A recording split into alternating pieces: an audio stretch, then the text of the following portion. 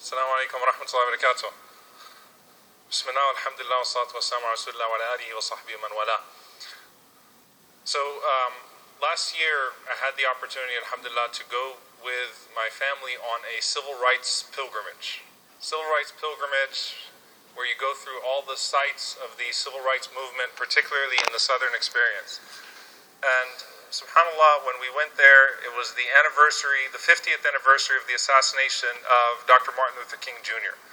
And we actually went to Memphis when, at the same spot, at the Lorraine Motel, at that very moment 50 years ago where they talked about Dr. Martin Luther King Jr.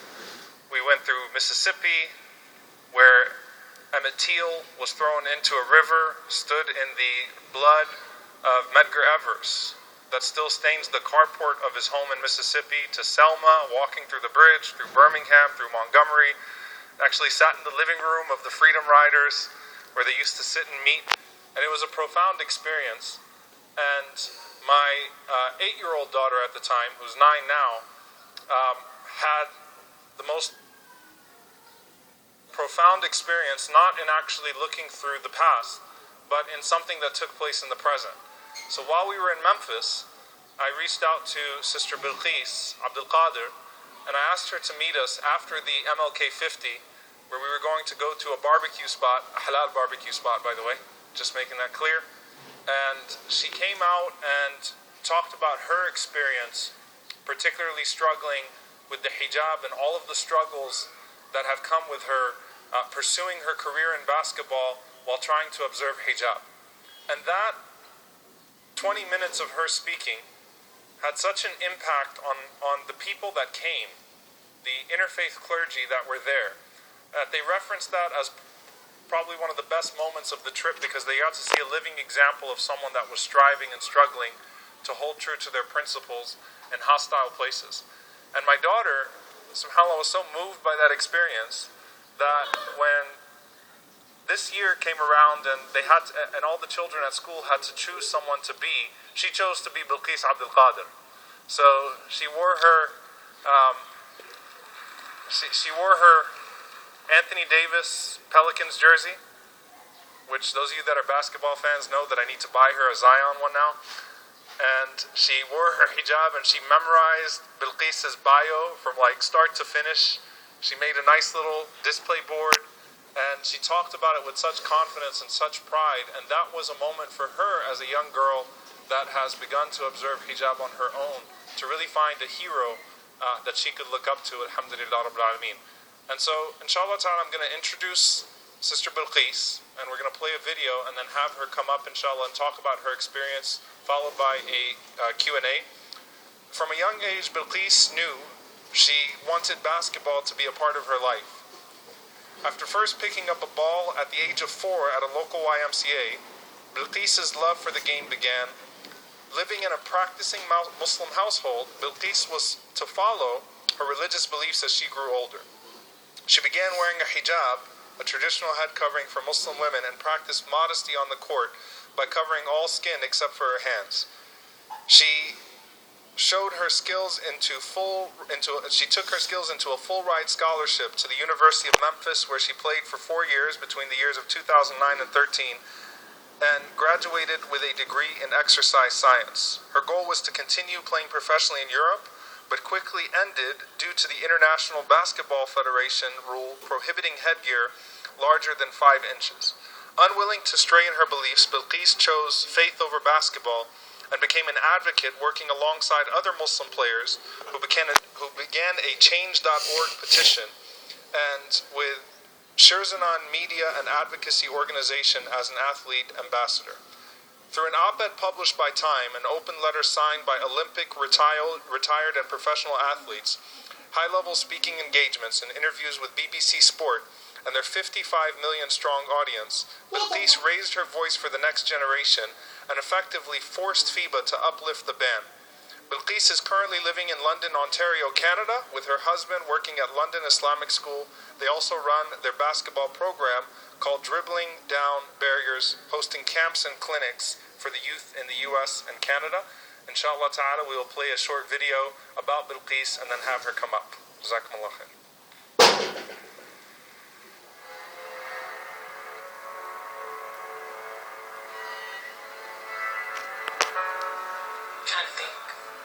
can word it, because it's really just a feeling that I feel.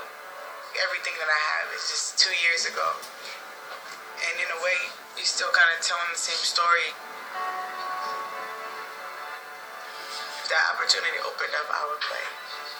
But I'm still kind of battling that battle. It was a historic night in Springfield. Senior Bilkis Abdul-Qadir blew Rebecca Lobo's scoring record out of the water. I mean, anything is possible. Never give up, practice, your dreams come true, basically. I literally graduated, went home, gathered all my bags, and went to the airport. So that's how fast things were going. Where's Bilkis? Right here. Stand up, Bilkis, just so that I want everybody to know. She's got heels on. She's 5'5". She's an athlete on her way to Memphis. Bilkis is an inspiration not simply to Muslim girls. She's an inspiration to all of us. Bilkis Abdul-Qadir has been invited to the Pro-Am Combines. These events give the top college seniors in the country a chance to be evaluated by foreign coaches. I wasn't ready for what was about to happen, I was just trying to play. For the first time in her playing career, Bilkis Abdul-Qadir has hit a roadblock. Basketball's governing body, FIBA, has ruled that bans players from wearing equipment that may cause injury to others, including headwear, hair accessories, and jewelry. In the wake of terrorist attacks in Paris and San Bernardino, for these historic figures, just as for the other 5 million plus Muslims in the United States, this is an especially visible month. When their faith and world events have echoed across American society, making this question a complex one to answer. What is it like to be a Muslim athlete in the United States today? It's hard being a young Muslim woman in America. It takes strength to walk outside and look different than everybody else. I pray that it gets better, but I think, there's so many mindsets that would have to be changed. People kind of look at you different when they see Muslim women. They have this stereotype that they're quiet, that they're submissive, that they're not supposed to do these certain things. Everybody thinks, it's just a sport. But when I play basketball, I worry about nothing. It takes me out of real life. I was going to finish school, I was going to play basketball, I was going to do all this stuff, and now it's just like a huge question mark. Right now, I don't know who I am. Am I anybody without basketball, Am I still myself?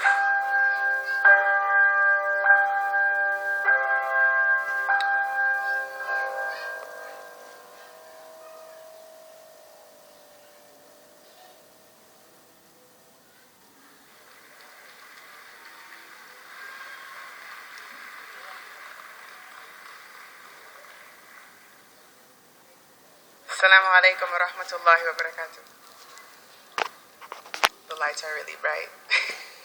So bismillah ar-Rahman ar-Rahim. First, I just would like to thank Allah subhanahu wa ta'ala for allowing us all to be here this afternoon in good health and good spirit. I pray that everybody is enjoying the conference so far. And of course, a super special thanks to Sheikh Omar Suleiman. When he messaged me to come to this, I was like, what? Sheikh Omar Suleiman is asking me to come somewhere? Absolutely. So just honored to be here. And the story he told about his daughter actually being me for a school project, I was back there getting goosebumps. So inshallah, that was just beautiful to me. So I was born and raised in Springfield, Massachusetts, an inner city where the majority is the minority. It's also known as the birthplace of basketball. Many people don't know that. So growing up, I was the youngest of 8. My parents are 2 people who converted or reverted to Islam. And they homeschooled myself and the rest of my siblings. So my parents didn't really trust the public school system that we had. We didn't have any Islamic schools nearby. So my mother decided to teach us at home. But one thing about being in Springfield is the opportunity for the minority was not there. And I like to kind of say there was only one way out. And basketball or sport was the only way out for African American youth in the inner city that I lived in. So the rest of my 4 sisters and 3 brothers played basketball, and it was almost innate for me to go ahead and pick up the ball. I remember playing, probably started at 4 years old. My parents bought me, you know, the little plastic hoop that you can kind of raise up and down. I don't know if anybody has that. Anybody has that at home? Okay, nice. We have some hoopers here.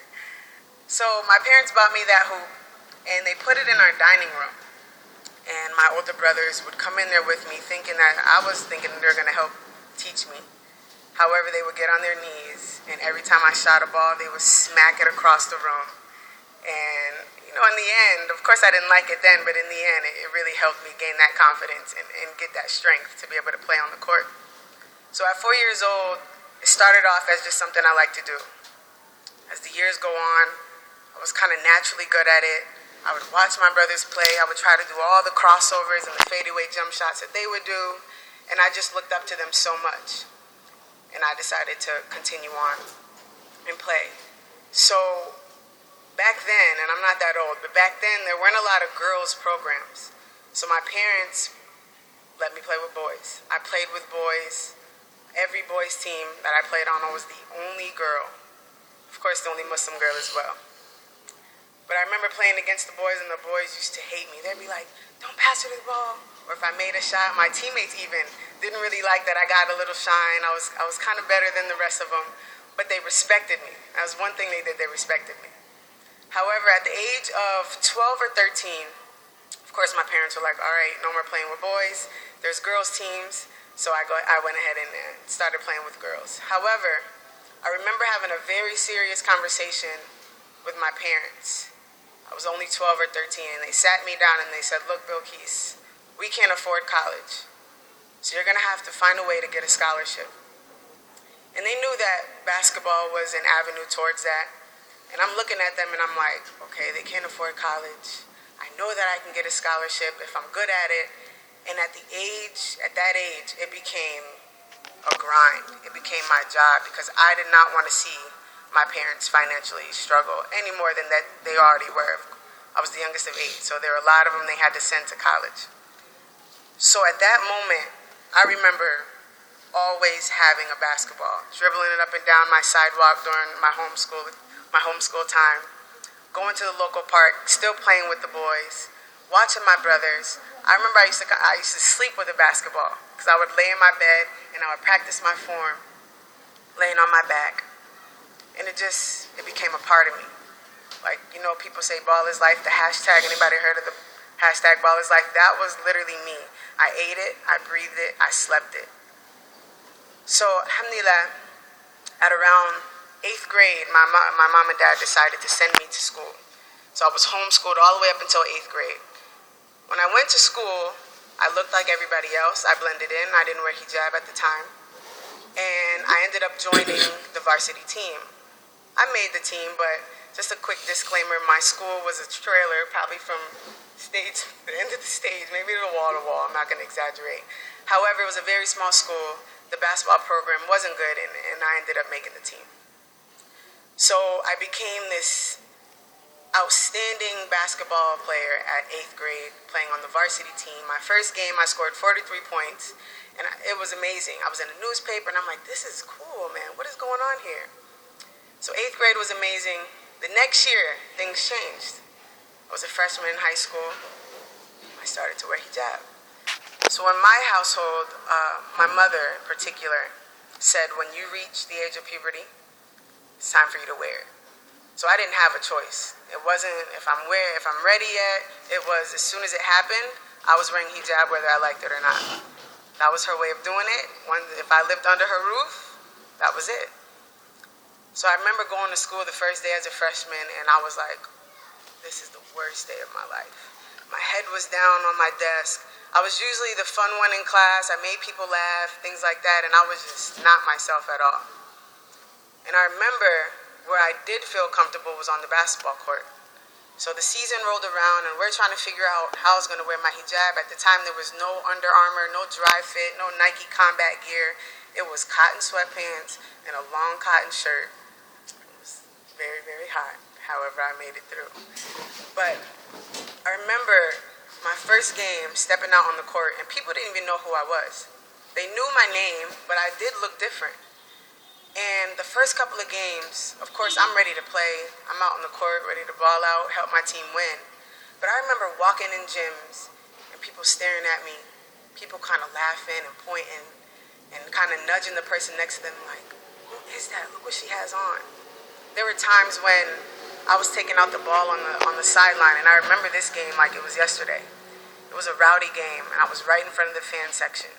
And one of the kids yells out, "You look like Osama bin Laden's niece." And I'm like, bro, first of all, that's the worst joke in the world, because who knows what his niece looks like, first of all. Second of all, it was terrible. But those are the things that people would say.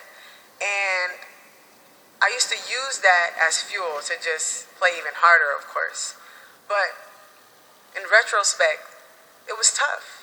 But I remember feeling strong and feeling confident on the court, no matter how I looked. So I used basketball as my crutch, and it helped me get through so many hard times. So fast forward to receiving a full scholarship to a Division I university. I went to the University of Memphis. And when you get recruited, it's like a business. I don't know if anybody knows much about college sports, but the coaches sell you a dream. They say, we have multi-million-dollar facilities. You're sponsored by Nike. Get what you want. We travel across the world, and we did have all that, and we did do all of that.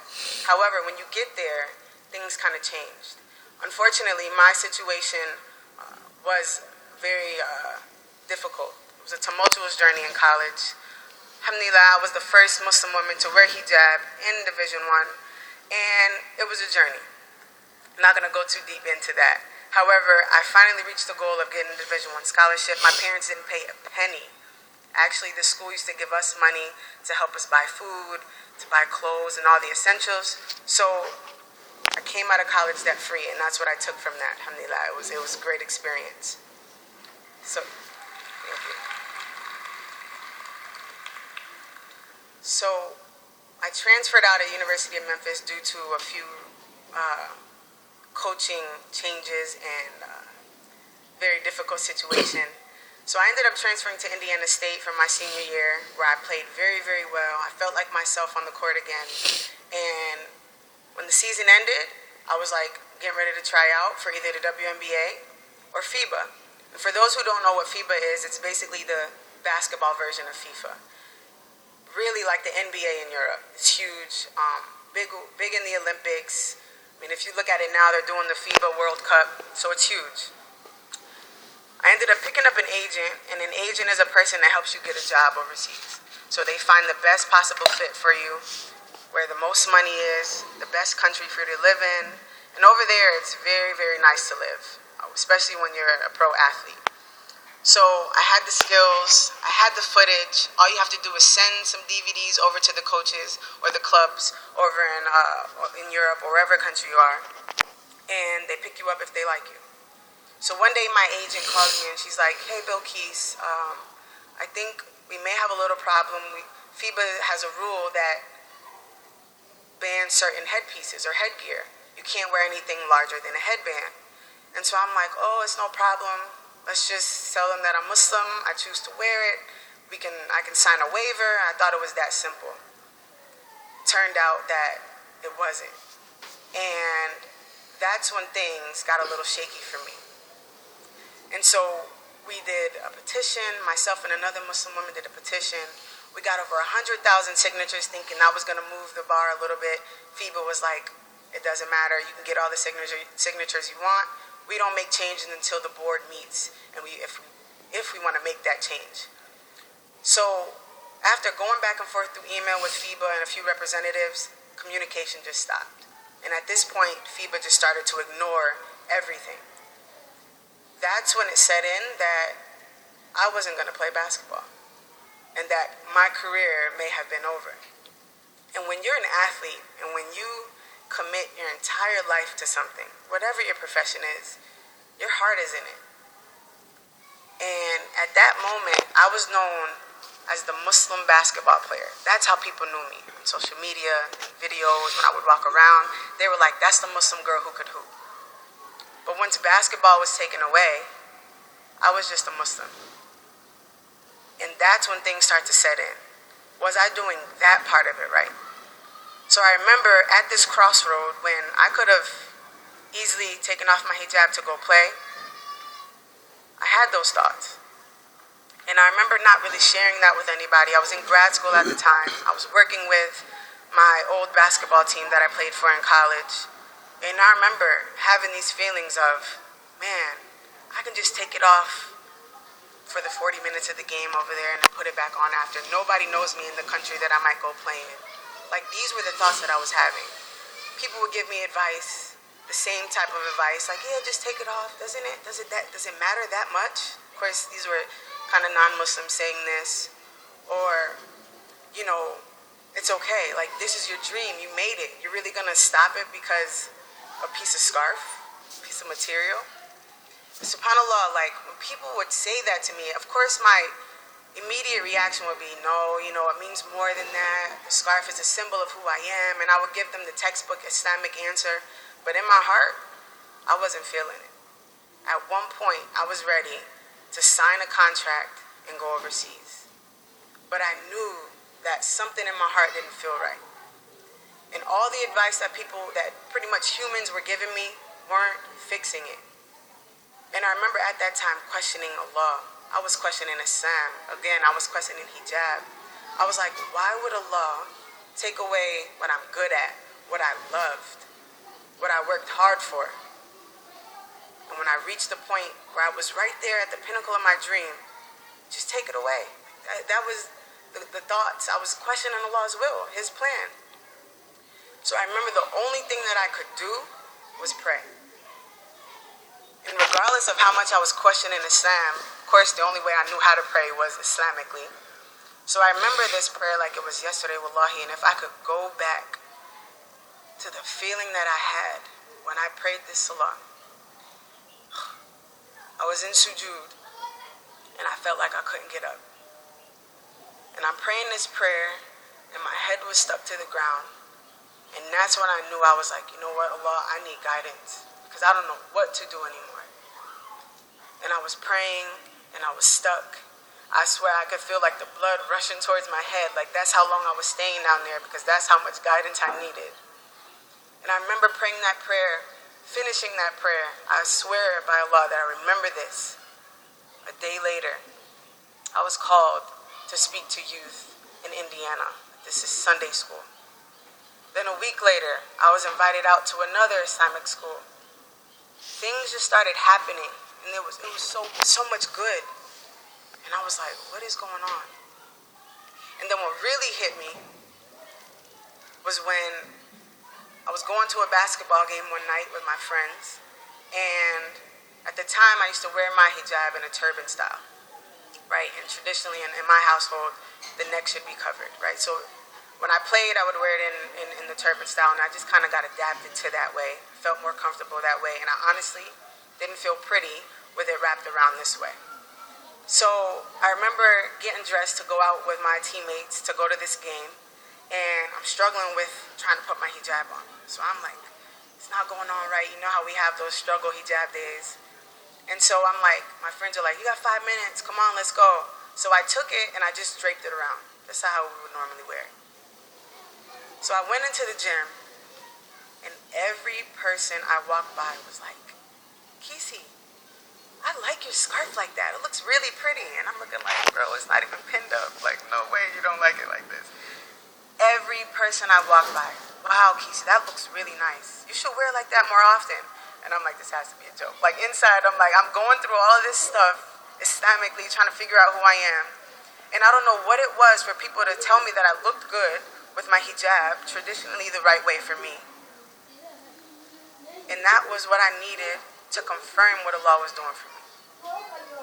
Allah tested me with basketball. He tested me with what I loved to see if I was going to choose Islam. And it's crazy because when you're born into Islam, I'm going to ask this. Raise your hand if you are a revert or a convert to Islam in this room. Can you raise your hand high? 1, 2, 3, 4, 5, 6, 7, 8. I think maybe 10. My husband is also someone who converted to Islam. And let me tell you the beauty about when you convert or revert to Islam. When you are a revert, you get to fall in love with the religion. You get to choose the religion. You get to choose Allah. You get to choose the Prophet ﷺ to be your leader. When we're born into it, it's like autopilot. It's a blessing. We don't know that it's a blessing, but it's, oh, make your 5 prayers. Oh, fast the month of Ramadan, but why? Oh, you can't have a boyfriend, but why? Oh, you can't do this, but why? And nobody tells us the why. Right? But when you convert to Islam, you change your life.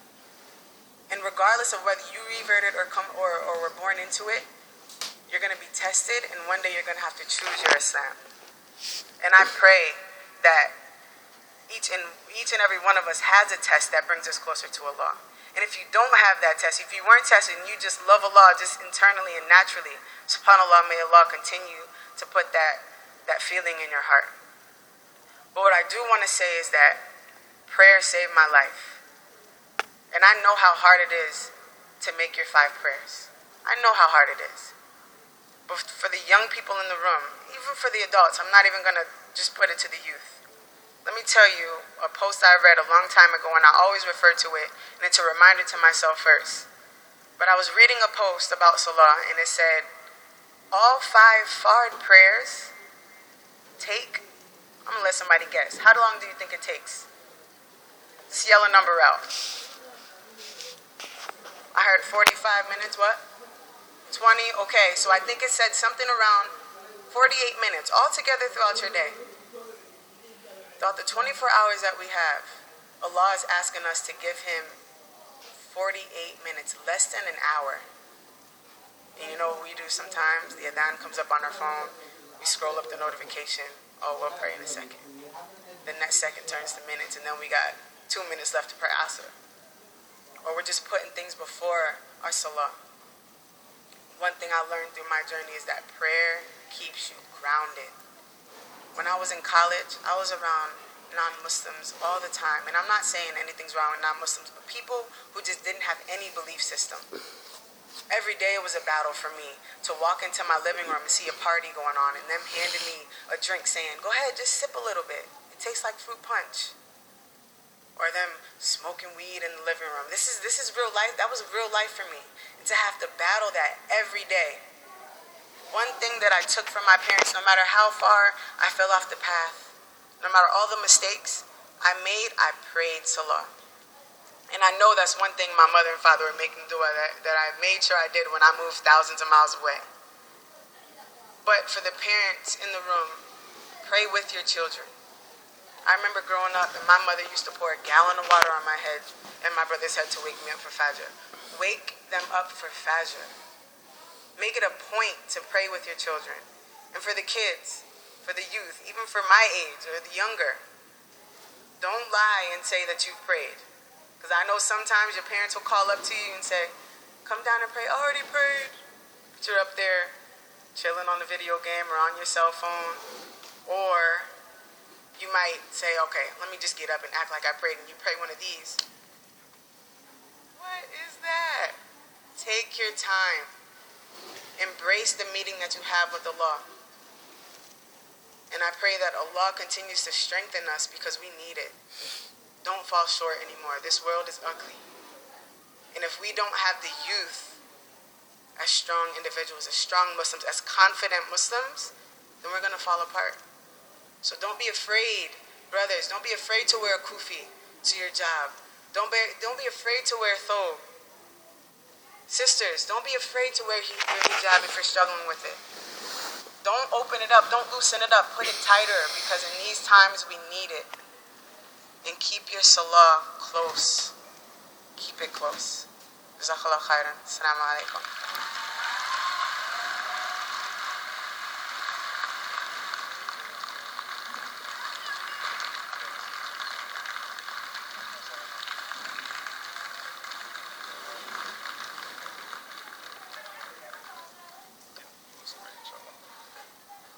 Turn this, inshallah.